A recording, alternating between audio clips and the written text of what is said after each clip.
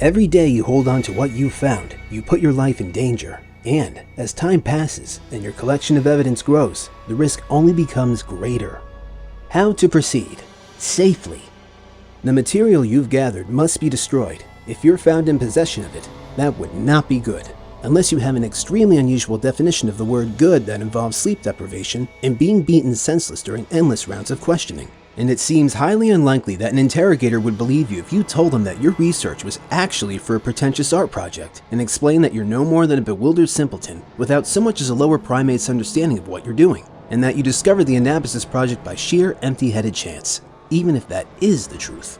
But the information you have is too valuable to lose. We've already seen that some of the symbols you've recorded have extra-dimensional properties. Who knows what other secrets are waiting to be unlocked, possibly harnessed, and put to use for our purposes. So, it all has to be stored in a safe place.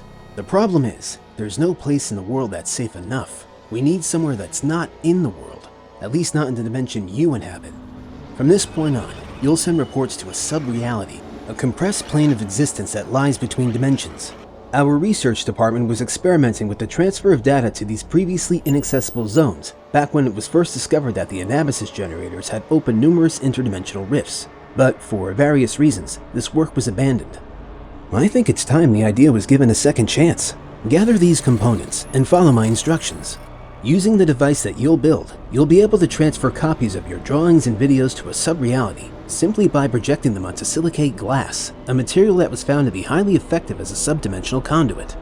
In this way, you can distance yourself from any sensitive research material and store it somewhere that offers a greater level of security than even the most advanced cryptography.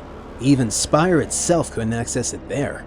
And, when it's needed, you'll be able to retrieve the transferred information on any other glass surface within range of the Anabasis generators by retracing whatever shape you drew when you established the subdimensional link. Only the same shape, made by the same person, created with the same conscious intention, will re-establish this link. An important tip: glass used in this process will contain an echo of the information that is transferred through it. This is incriminating evidence and must be fragmented in order to disperse the residual effects.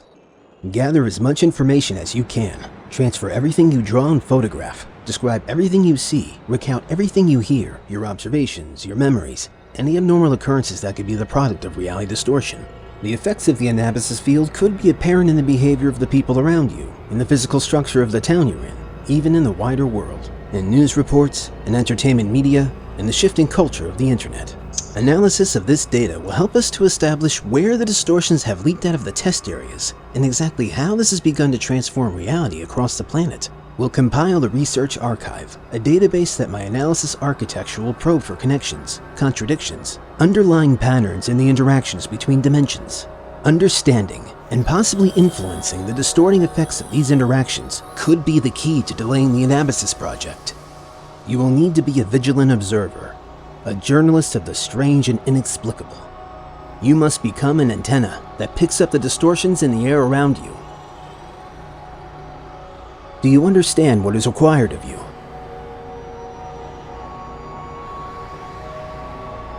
Then let's begin.